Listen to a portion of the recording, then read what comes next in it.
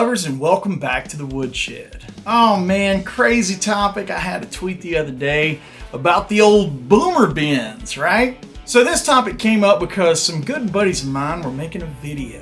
My boys Tosin, Misha, Rick Beato, and a fella I haven't met yet, which is Tim from Polyphia.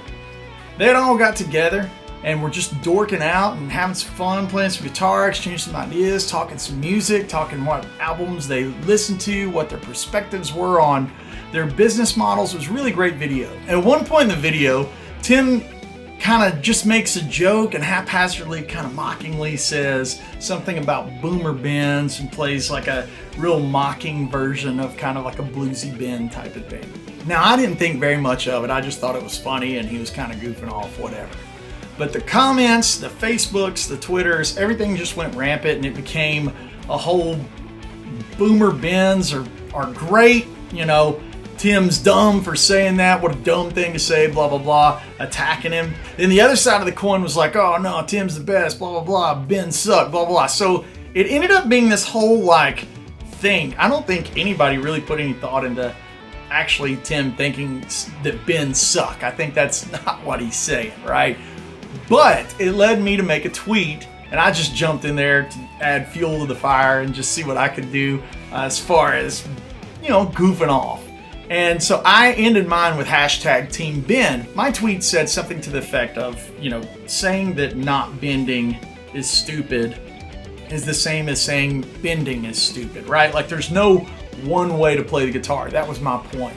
But I did say if your bends suck, you have a whole different problem. You got a whole different set of issues, right? You can't play bends and sound wimpy and not confident, not have any sass and attitude on your notes. You know what I mean? Constantly talking about that attitude, have that great sass in your playing. So I just said hashtag Team Bend. If anybody listens to my music, you know I love to bend them ropes, man. That's part of like what makes the guitar so expressive. I really, really love that sound. And all my favorite players bend the strings. We're talking Jeff Beck, Eddie Van Halen. Doesn't matter if you use the bar or not. Like if you're bending and manipulating the string, then you're Team Bend, right? So instead of like getting into the controversy of all that bullcrap, I just figured this week I would give you some tips and tricks to add some sass and some control to your bends so you don't sound all wimpy and lame when you go to do it. So if you're going to get on those boomer bends, you're going to really knock a home run with them and bend confident, sassy playing, you know what I mean? So let's sit back, relax, dig into the lesson. Maybe you'll steal a trick or two. Roll it.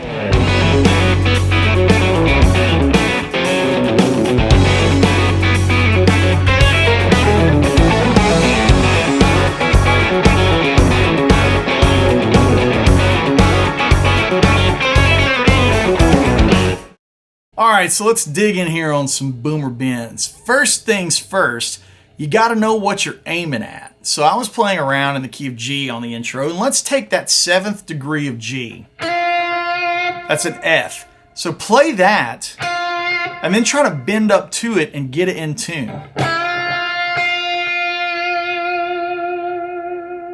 Number one is knowing what you're aiming for. Let's try another one. Let's try to bend up to the 5th.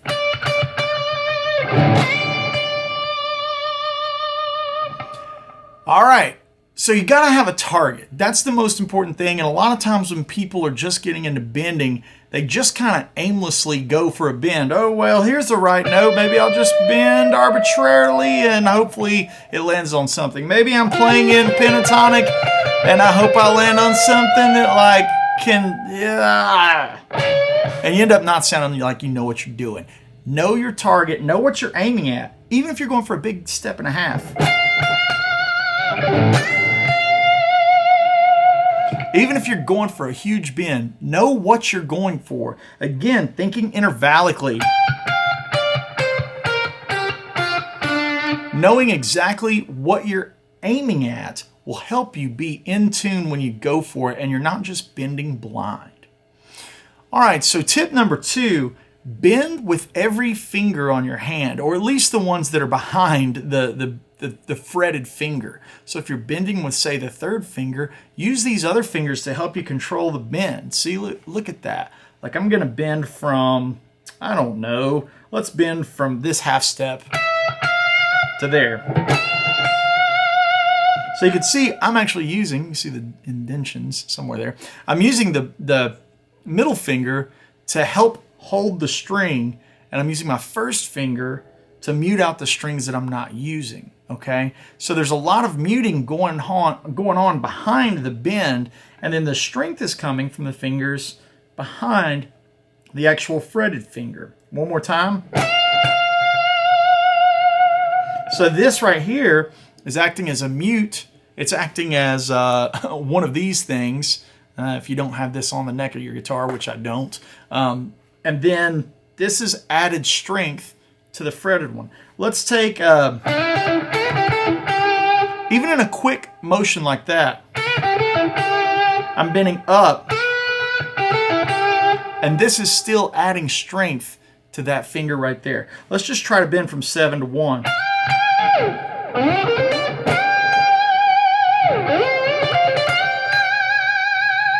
You see how I'm adding that strength? So I'm not trying to bend with one finger. You're never going to get it there, and it's going to hurt, and it's going to rip the fingertip off. You don't want that. All right, kids, so number 3 would be adding vibrato to the top of the bend. Now, this is going to be one of the most challenging things you can do. One of the things that I try to do is get the bend to the top and let gravity help the bend fall, and then just push back up. So I'm letting gravity and the tension of the string pull it flat, and then I'm pushing it back up. Get that really nice vocal singing quality to the bend. So you want to bend all the way up, and then let the tension release, pull the string down a little bit, and then you're pushing back up to counter it. You can get the vibrato really wide and like super 80s sounding if you like. You can make it kind of subtle if you want, maybe say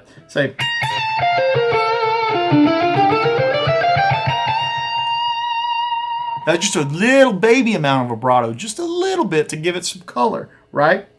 Again, you're looking to bend the string up, right? And then let the tension of the string pull itself flat, and then you're pushing against that. So that leads me to number 4, treating the hand when you're just holding a note.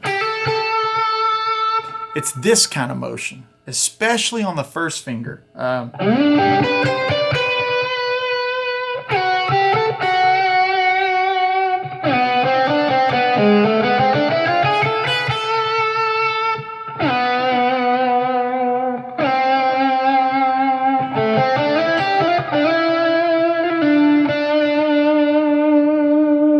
It's this kind of motion.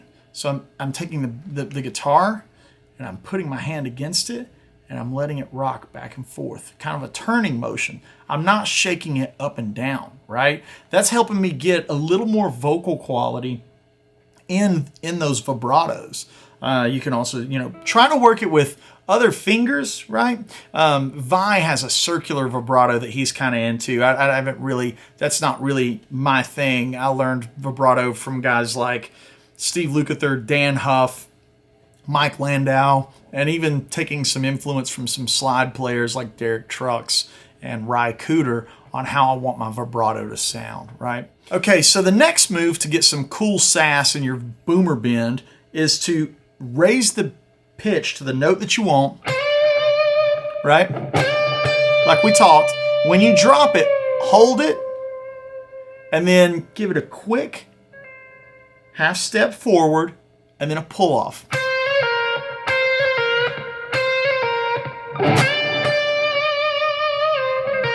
Like that, right there. One more time. It kind of lets the note not just fall off into nothing. It's really important, even if you're just playing. You see, there's actually several notes that happen in a line like that. So what I'm trying to do is when I release a note or a phrase and I'm ending on something that's got weight to it, my resolution note. For instance, if I don't want to end with nothing, like what just happened right there, maybe I go like this.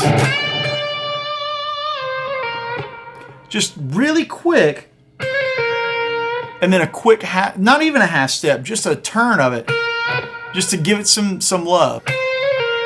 You can even pull down like that right there, okay? So one of the last things we'll talk about, it's kind of not a bend, it kind of is. It's the idea of when you're playing, you're never just ending like this.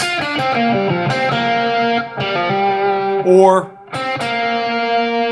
like stagnant. You won't.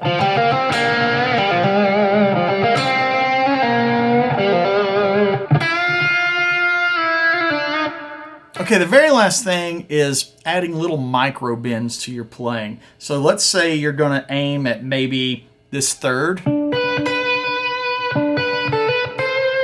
gonna aim right there at that B. Instead of just playing, it doesn't always have to be this huge.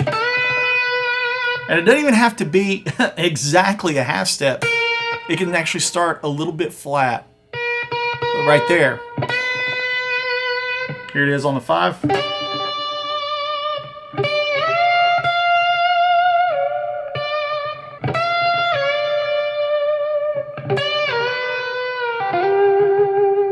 And I use this technique a lot in my faux slide playing.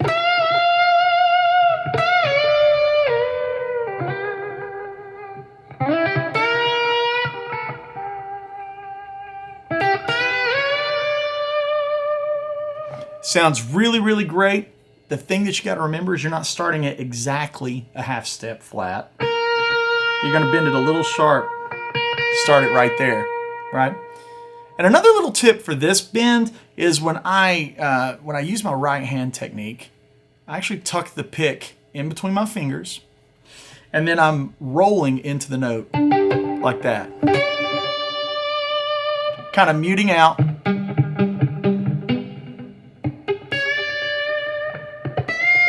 Like that right there. Here it is.